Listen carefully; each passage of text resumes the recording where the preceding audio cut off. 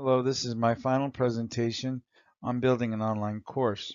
I'd like to thank Dr. Warren for her passion to teaching and her passion to her students um, in helping us through these last four, not just classes, but the last four courses.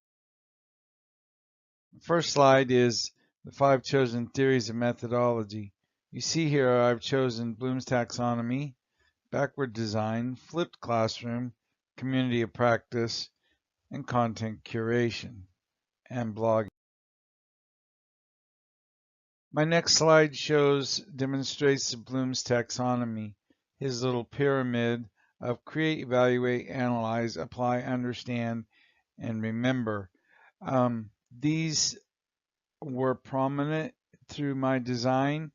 At first I didn't realize how they fall in, but halfway through going back into my course design and seeing how each one of these blocks to this pyramid do apply to my course. My next slide explains a little bit of how I looked at Bloom's taxonomy and understanding the methodology behind each one of the triangles within that little pyramid do fit into how the course is designed. You have the understanding the three concepts of the order.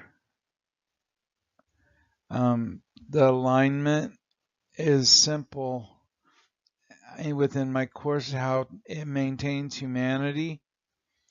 The evaluation phase was the part which actually was the end outcome for the success of the course. Here, my next slide is the backward design process. This is basically the who, what, when, where, and how. This is who we're going to meet and where we're going to meet them at and who we meet in the middle. Backwards design is basically reverse engineering. Like it says, we start with the goal, the outcome, where we're going to be, and then we work on how to get there by building upward.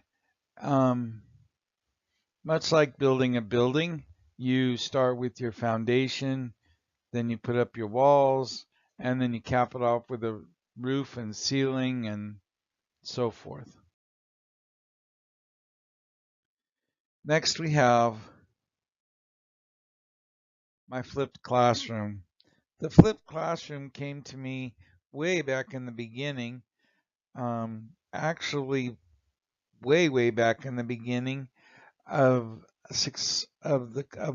these series of courses when understanding Web 2.0 and the teacher and the classroom.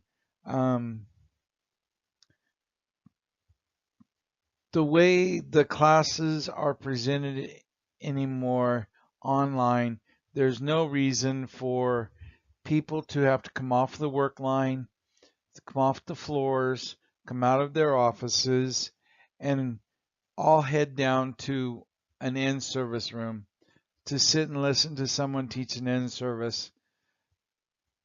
There are ways for people to stay at home and take in-service classes, updates on the corporation, the company, updates on policies and procedures without leaving their office and the floors, simply by sitting down at a local computer station on the job or at home and opening a set site with an address that gives you directly into a course that you can learn and continue productivity or maintains quality of home life.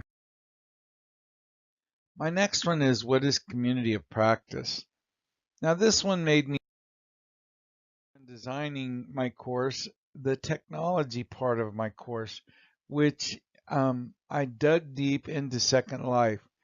This not only allows the Web 2.0 and the flipped classroom, but also combines the technology needed for people to come together, even though they're out of the classroom, they're all the way across the country or across the office building, or across the street.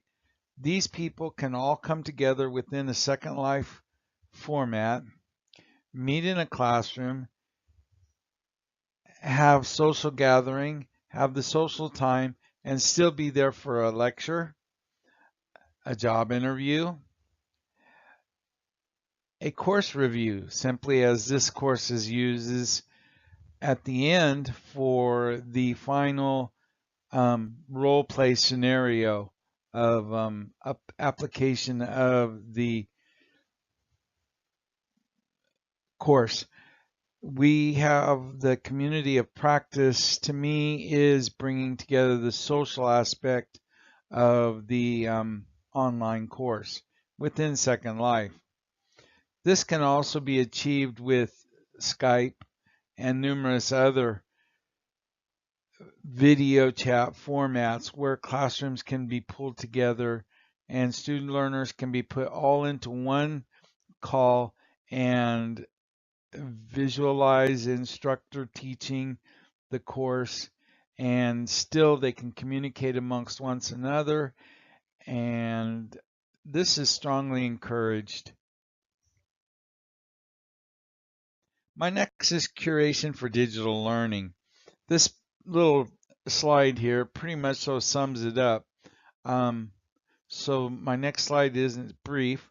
If you'll go through here, you'll see it's selecting, creating, organizing, achieving, communicating, evaluating, annotating, storing, deleting, sustaining, everything that I've done. Content and curation. Blogging and journaling was not my favorite thing to do. It never has. Even with pen and pencil and paper, I hate journaling. Fortunately enough, with these courses, I was required to do this and encouraged by my instructors to dig in and really think about what I blog. Now, blogging can be kind of fun, I've realized. With the influx of Web 2.0 and the flipped classrooms and full online courses, journaling and blogging not only help the learners express what's going on and putting it onto a blog sheet or journaling it, understanding what they're doing. It also helps in the research aspect as to where to dig, what to dig for, what you can actually take as truth and what you can actually take as a plausible false. It also learns you how to collect and gather and use data without crossing the plagiarism or copyright laws. This brings to conclusion my little slide presentation here with the resources that I used, the websites that I chose. Some Most of my sites here were directed to me from Wiki links. I know we're not supposed to use Wiki as a reliable source, but Wiki is a reliable research source because you can pull links off of there that will transfer you to the information or the data that you might need to collect to compile a blog, a journal, or even to do a paper. This course is designed specifically for directed to the healthcare professional, but also I left the door open to make it pliable so that with small changes, minor adjustments in videos, technology, this course could be directed to the professionals or organization that directly like as marketing. Marketing would be a good core. This would be a good course for a marketing organization. Um, if you've ever received that phone call from a boiler room with a non-empathetic person on the other end, they might need this course. Anyhow, thank you for the opportunity to take this course and to share this video with you. Bye-bye.